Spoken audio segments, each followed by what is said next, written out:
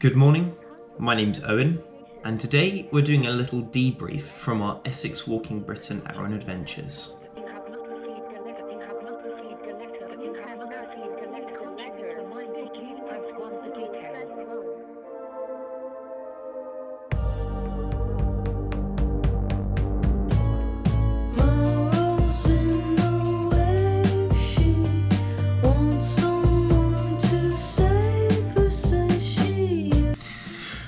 So then, it's Saturday morning, which means it's the last day on the island. And we don't have any walks planned for today. I've been spending quite a bit of time this morning relaxing, resting, trying to recover from some rather extreme walking that we've been doing. Now, it's not unusual for new viewers and for people to find these videos right at the end of the series because it's the most recent video that would have gone out. So if you haven't seen the videos, I'd really suggest go back to them. Have a look at the walks in sequence from when we arrived, went up to Loch Ranza, through to when we did Goatfell, when we did the Standing Stones, when we did yesterday's walk out to Kildonan and the Glenishdale Falls, and then watch today's video because it's going to make a lot more sense. So I'll give you a little situational update. It is a miserable morning. I'm just looking outside the window now and it is raining. I can see Brodick Bay is looking fantastic as ever. However, Goatfell is completely covered in clouds. So yeah, it looks like Monday we were pretty lucky when we summited, when we did. Because all the other times I've seen it, apart from maybe yesterday when we were over at the Giant's Graves, it's been pretty covered. And I mean, yesterday when we were at the Giant's Graves, that's the only time all day that I actually saw it clear. So, a little bit of a debrief. How do I feel around these last few days? Well, it was a bit of a bummer, the whole ferry situation on the first day. It didn't really set the tone very well for the whole actual adventure itself. But, you know, after speaking to people and really having to think about the situation, that shouldn't put people off trying to come to Arran still. And I know in the news you see all these newspaper articles, certainly over the last 6 months I've seen them pop up of, you know, don't go to Arran, like the ferries are rubbish, you won't be able to get onto the island, it'll ruin your holiday. Either I was really lucky this time being able to get the ferry, or it's like a massive issue with Calmac at the moment. I've been talking to loads of people on the way around, and you know, the weather is what it is. It's not the people on the island's fault, it's not the island itself's fault, it's not Calmac's fault, it's not your fault, it's just, you know, it's one of those things. But there is a pretty general understanding that the ferries are, you know, getting a little bit difficult to service these days, and that there are some new ones that are supposed to be under production. When or whether they'll actually get them is a separate matter, but until then I think it might just be a little bit touch and go with the ferry situation. So yeah, for me I don't think that's such a bad thing, because obviously the island is quite nice, having that nice secluded feel to it. The fact that it is a bit of a pain getting across, getting a ferry, I think that sometimes means that people only really come to Arran when they really want to come here, when they have a deep-seated passion for the adventure. And you know, I think that safeguards the island a lot from self-destruction from over-tourism. So maybe it's quite nice to keep it a little bit quiet like that. Well, that's certainly what I think anyway. I've been talking to loads of people about, you know, what it would be like if there was a road or a tunnel or, you know, a little air bridge or whatever to get over here. I just don't think the island would be as exclusive of an adventure. So yeah, that's sort of what I think about that. Heading up to Loch Ranza, it made a lot of sense for the plan that we had for the first day's walk. However,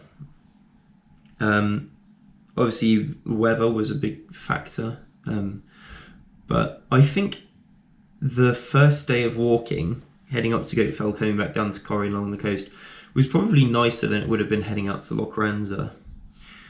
I look back at the 2019 challenge with pretty rose-tinted glasses, and if I remember rightly, that walking section from Sannox up to Lochranza is quite similar to the walk that we did from Blackwaterfoot to Lag, only it's a bit more sort of better established. There's an actual footpath the whole way. But I don't know, if the weather was pretty awful that day, it probably would have been pretty bad. It's a long way to go, but I don't know, I think I kind of quite liked the slower pace and just being able to enjoy and, you know, be a bit more creative with heading up to Goatfield, coming back down to Corrie and back again.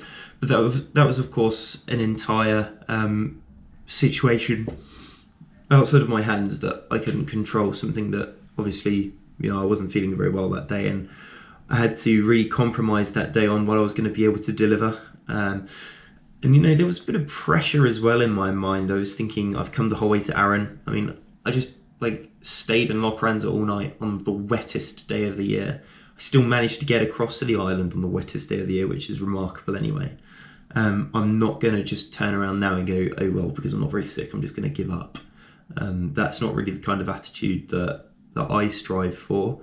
I'm very much one of those people who says, you know, it might be a little bit difficult. It certainly might have been a bit difficult 2 hours ago when you were throwing up, but give it a go and see what happens. And if it doesn't work out, then you can just turn around and come back. But yeah, that was a big sentiment for the day. Just give it a go. And I was really happy with how that turned out. The second day, looking back at it in hindsight, talking to a lot of people, I spoke to some people yesterday about at the Giant's Graves about their experiences walking from Blackwaterfoot to Lag and then on to Kildonan, and they said that the walk from Blackwaterfoot to Lag effectively it made them give up on walking the whole coastal way. And I wasn't sure because they didn't quite explain it as well as I'd hoped, but I was of the understanding that they'd started at Brodick, gone the whole way around the top and the west of the island, headed down to Blackwaterfoot and given up after doing the day's walk that we did. And, you know, that put a lot more faith back into my walking, thinking, you know, if they were going to give up after that, saying, you know, sod it, it's not really worth it, this is a bit of a trash walk this day, then the fact that I just grizzed it out, got through it, came out the other side. Sure, if you look back at the video now, I was pretty raging at Slidery. Like, I was so upset with myself and I was kind of beating myself up about it. But, you know, after a little bit of reflection in the afternoon and really looking inside of what I hoped to achieve that day, it was a positive day. I think it's important sometimes to really find those dragons within yourself and try to defeat them. Because at the end of the day, that's all personal development, isn't it? That's why we come and do things like this. And then the day after, so yesterday, the walk from Kildonan to Glenishell Falls and Whiting Bay. I'm thinking about it now, and I think it's going to be a difficult day to top. It might end up being my favourite day, just because I guess I'm being a little bit biased again with the coniferous woodland. I do love a good walk through coniferous woodland, but I don't know, it was just like the whole package really. It was just a nice paced walk, meeting loads of people again, doing quite a lot of photography as well actually, really nice photography as well. Having the opportunity to go back to Lag Distillery, which unfortunately I didn't have the time to do the day before, and also go and see the Highland cows, which I spotted on the drive through, and I just didn't get the time because it was just too far off the route to go and check them out. So, oh yeah, I do apologise for yawning. I'm still kind of a little bit tired. But yeah, yesterday was really a glorious day. So what's the plan for today? Well, I've not got to get my ferry until about 1. And it's about 10:30 now. So I think I might head over to Brodick Castle, have a little look round there. Maybe get a little bite to eat from the co-op on the way. No, sausage rolls. I'm not making that mistake again. And yeah, maybe, you know, have a little look around the castle. If I have a little bit of time, I might go knocking on Arran Dairy's front door. Oh, dearie me, I must really be tired. Have a little knock on Arran Dairy's door see if we can find out a little bit about the ice cream, because that's one of my favourite things about this island as well, the ice cream. And see how the day goes from there. A lot of people ask me, like, why are you going back to Arran? Why is that such an important thing for you? I think it goes back to the 2019 challenge I did. At the time,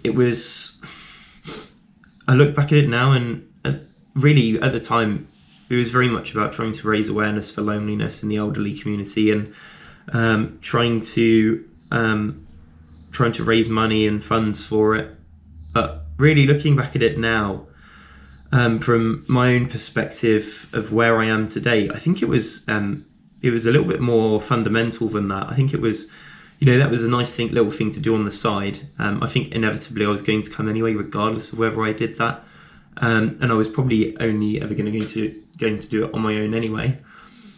And it goes back to that, trying to fight your internal dragons, find something that's really being a roadblock in your life, and something that's causing you quite a little bit of a battle, and just tackle it head on and deal with it and come out the other side a strong person. And at the time I was suffering with quite a bit of loneliness. I was in my last year of A-levels, and I'd been working pretty hard to knuckle down for my A-levels, and I think I'd neglected my social life during my A-levels because I focused so hard on trying to study. I knew where I wanted to go in life. I knew exactly what I wanted to do work-wise, and I knew my A-levels were a fundamental part of what I needed to do, so I kind of sacrificed my social life a little bit for that. And I didn't really make friends like Harrison. Harrison was one of the core friends that I made on pretty much the last week of sixth form, once all the exams were out of the way and over and done. And it kind of proves that, I don't know, maybe that was meant to happen. Maybe I was supposed to sort of be a bit solemn, come here, really battle some demons and learn who I truly was, and find out what I was actually truly capable of. I mean, walking the whole way around the island with 8 days worth of food and water on you, heading up to Goatfell on the first damn day with like 45, 50 kilo pack on your back. I look back at it now and I think that was one hell of an achievement. You really proved what you were capable of there. I think that really gave me the confidence moving forward to be able to go into any sort of challenge in life head on, to battle with any demon that was going to come my way, to slay any dragon that was going to try and put any roadblocks up for me. And do you know what? It worked. It's worked. I'm a much, much happier, more sociable, more confident person today. And I think a lot of it comes down to doing these videos as well. It takes quite a lot of breaking down internal sort of social confidence barriers to be able to sit down amongst loads of people on the side of a beach, like at Blackwaterfoot, and say, like, I'm about to start talking to a little black box. I think I mentioned it yesterday, and I'm not completely crazy. Like, it may look like it, but I'm not completely crazy, I promise. But yeah, that's just what I think anyway. And I really do encourage young people to go out there and try and set themselves little adventures like this. It's sort of what I started the whole Essex Walking Britain, previously You the Island and I thing for, was to really encourage young people to get out there, explore charity work, to raise funds and awareness, to really explore and enjoy nature and the countryside, and to foster British values, to go out there and to really prosper and to learn and to develop yourself. I think that's one of the things that maybe our education system in the UK kind of neglects a little bit, that self-confidence side of things, that self-development side of things, where it's something only really you can do. You can't really, no one can teach you like who you are or what you are. That's something you have to really invest a bit of time into to learn who you truly are. But yeah, that's my little piece this morning. Just looking back at the week, sort of why we did it. It's a bit more me talking to you rather than going out walking and adventuring, but it's something different anyway.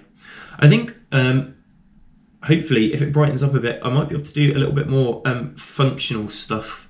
Maybe over at Brodick Castle we can do maybe a few little lessons on how I pull together some challenges and some adventures like this. So I'm going to head over to Brodick Castle now and see what it's like. And hopefully, if all goes well, the next time I see you, we'll be there.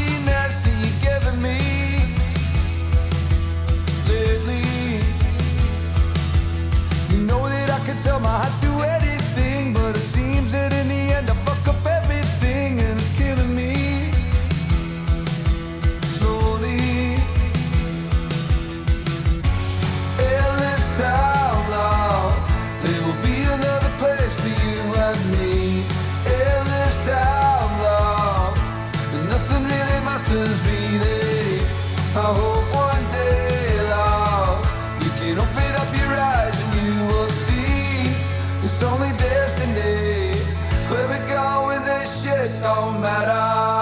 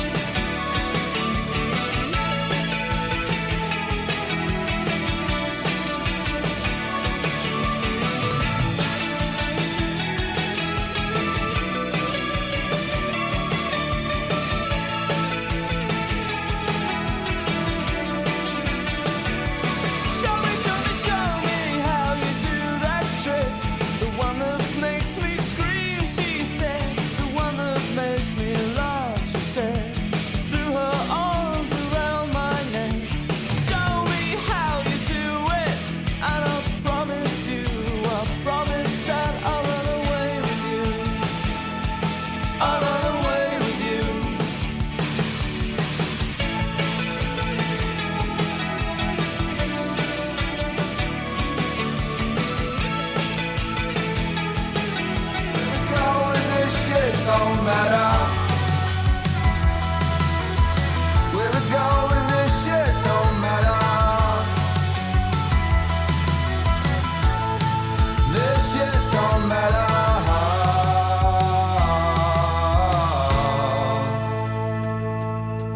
Trying to get back to my loneliness. I don't know what to do with all the happiness that you're giving me lately. You know that I could tell my heart to anything, but it seems that in the end I fuck up everything, and it's killing me slowly. In this town, love, there will be another place for you and me. In this town, love, nothing really matters really. I hope one day, love, you can open up your eyes and you will see it's only destiny. We're back at Brodick Castle. Feels a bit funny being back here after only a few days, but let's go get in there, get stuck in and have a little bit of a look at some brilliant history.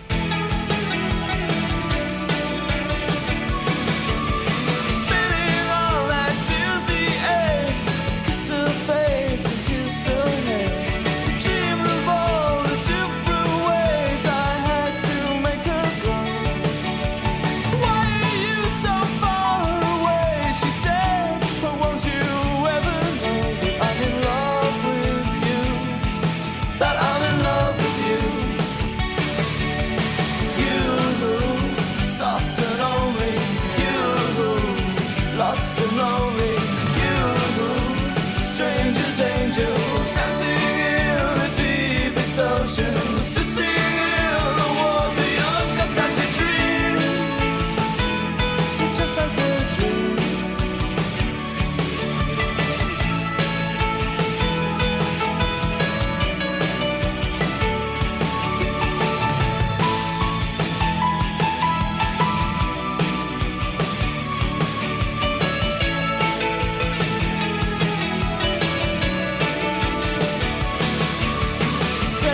lift me into shape. I must have been asleep for days. Your moving lips to breathe her name. I opened up my eyes and found myself alone, alone, alone above a raging sea. I stole the only girl I loved, drowned her deep inside of me. You, soft and lonely, you, lost and lonely, you, just like heaven.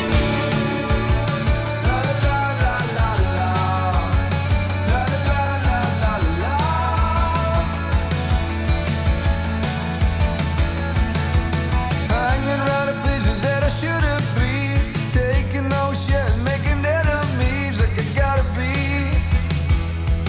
Fucking crazy, rolling in directions that I don't believe, pretending that I'm someone that'll never be. I will never be, I could never be.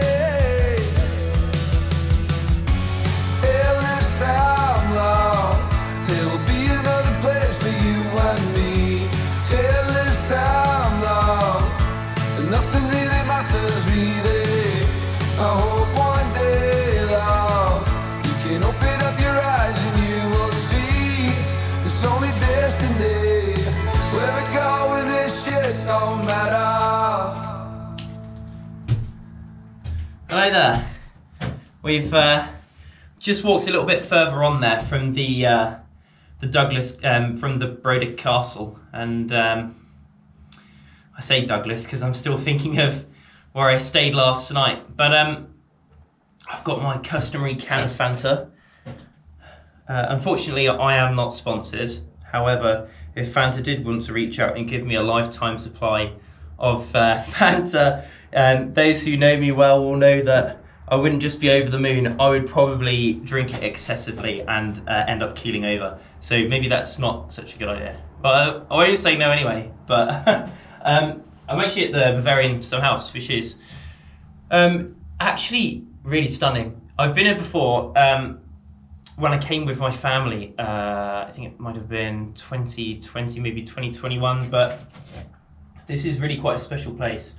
It sits on top of some Permian sandstone that just lies below us, and it's just next to the road that we walked along the other day to get back to Brodick from Gofell, from Corrie. So what is this place? Well, it was like a little summer house for the Hamilton family and the aristocracy that lived here and stayed here in the castle. So we know from history that obviously it was the Hamilton family that ended up owning the house the whole way through, the big manor house. And whenever royalty from, say for example, Napoleon from France, or you know, other members of royal families would come and stay at Arran, they would actually use Brodick Castle almost as like their holiday home.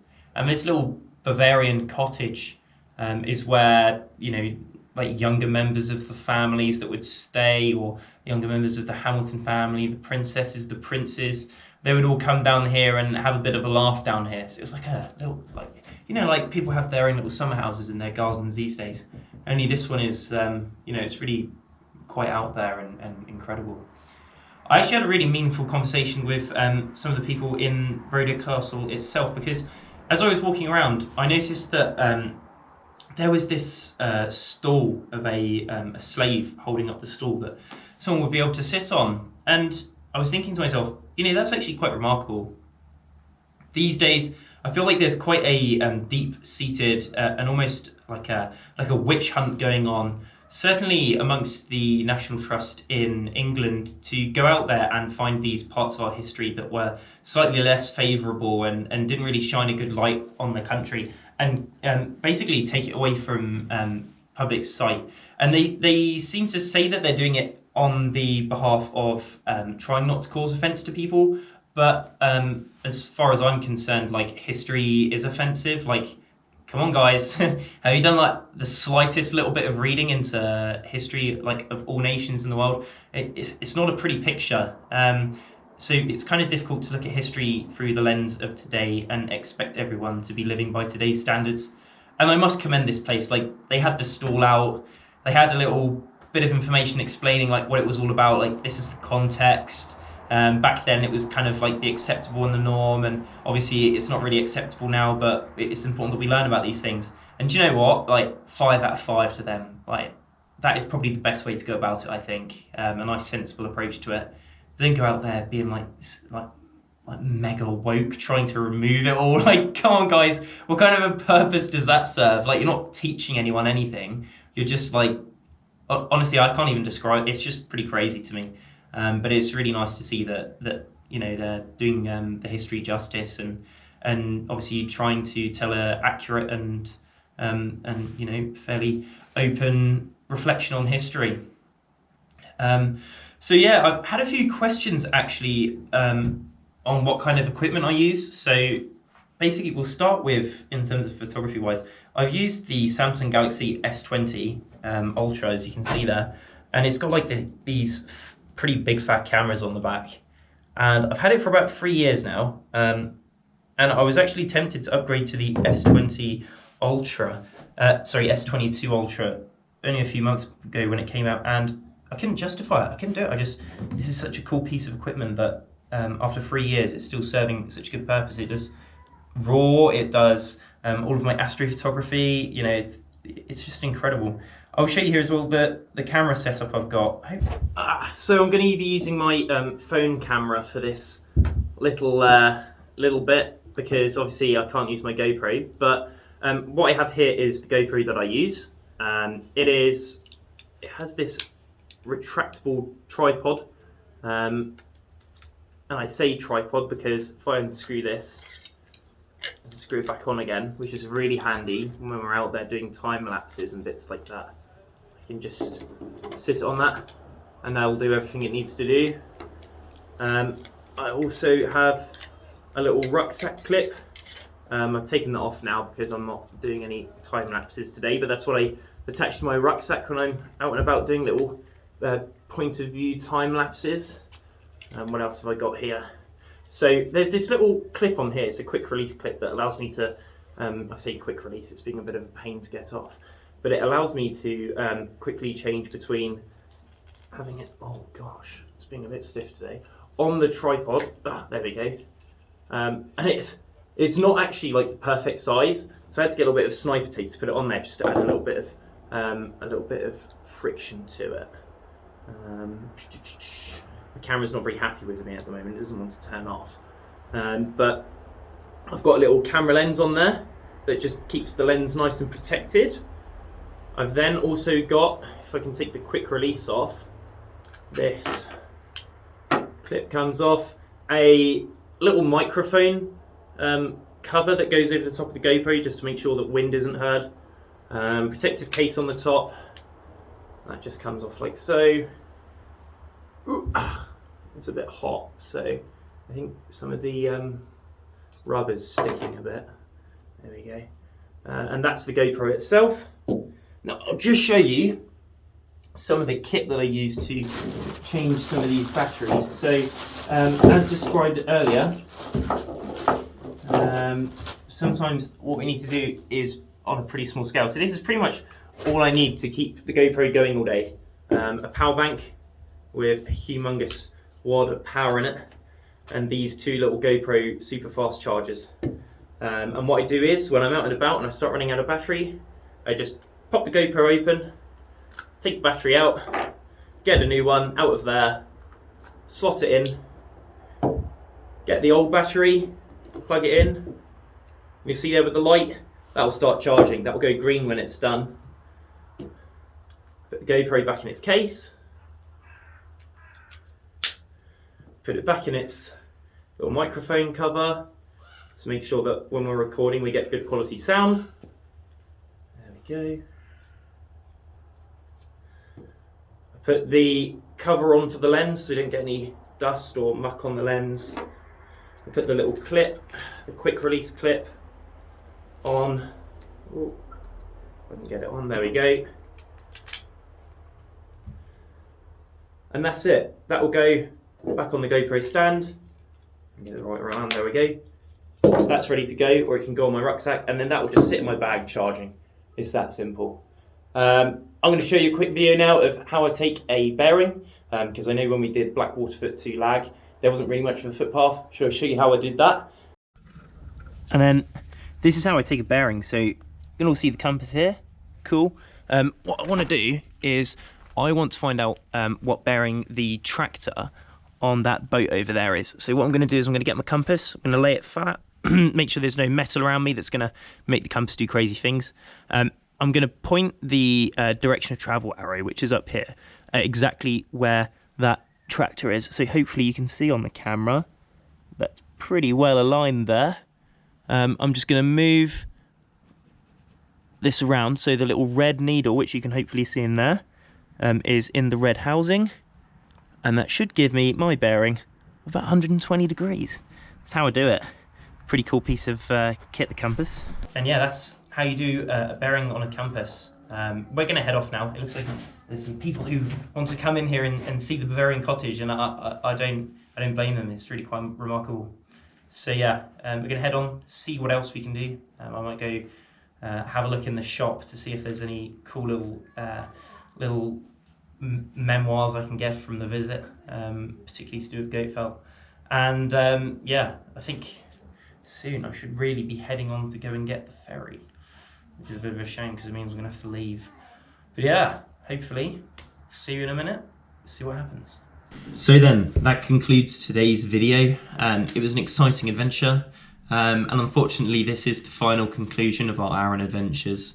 Certainly for this year at least. I don't know, maybe I might come back in the winter and see what it's like in the snow. But I'll definitely come back. There's some places that I want to show you guys that unfortunately I didn't get the chance to do this time. So you'll have to make sure you keep an eye open and, you know, see if we come back. See all the other videos that we do, all the other walks that we do. But yeah, I have a big thank you to everyone on the island, all of the local community, all the people who were visiting. They're all so friendly. I think when I was last here during COVID, I brought my family, and they didn't really get the full experience I did the first and the second time that I came, because everyone was sort of in COVID mode, and you know, everyone was all masked up and everyone was trying to stay away from each other. And on such a small island like this, you have to really go out of your way to stay out of other people's way. And it kind of creates this barrier between people. And the people of Arran are just fantastic, just phenomenal people. It's such a shame when you come all of this way for an adventure, and almost half of the adventure itself is meeting really cool people, and you know, there's just those barriers in place. So it's really nice to come back here again and see that the island's got a little bit of its magic spark back. In fact, you know what, I'm going to go out on a limb here and say it has completely recovered its magic spark. It's not just a little, it's just bang, full blown, incredible. And it's nice to see, like, the people who are, I guess my little hypothesis is correct, the people who are taking the time to travel over here and explore, you know, the people who really want to make their adventure worthwhile. And I could tell because pretty much everyone, maybe bar one or two people, were making the effort to really socialise and get to know each other, and you know, where everyone comes from. It's really interesting when you find someone with an accent that you recognise. And say, for example, like Tom, like I knew that was a southeast, east of England accent, and you know, halfway up Goat Fell, it's that instant, like, yeah, cool, that little thing that you have in common that you can talk to each other and make friends over. So yeah, I'd really recommend to anyone who hasn't been to Arran before, just come up, and you don't have to stay here and do a challenge. You can just come up here and do a little bit of sightseeing, a bit more of what we've done this week, and just enjoy yourself and try to learn some solid lessons from coming up here, and try to take them back to wherever you live and how you live your life. But anyway, that's enough of me rambling for today. Thank you so much for watching the video. If you enjoyed it, leave a like. Please subscribe to see previous videos. Please go back and watch the other videos as well if you haven't already seen them. And also leave a comment, because I want to hear all your fantastic adventures around the island. And I also want to see a little bit of feedback as well. What parts of the walk you liked, what you didn't, what parts of the video you liked and what you didn't. Because in the end, that's the only way that I'm going to be able to make these more tailored and fitted for you guys, for what you actually enjoy watching. to make it an overall better product in the future. So thank you very much, and I'll see you in the next adventures.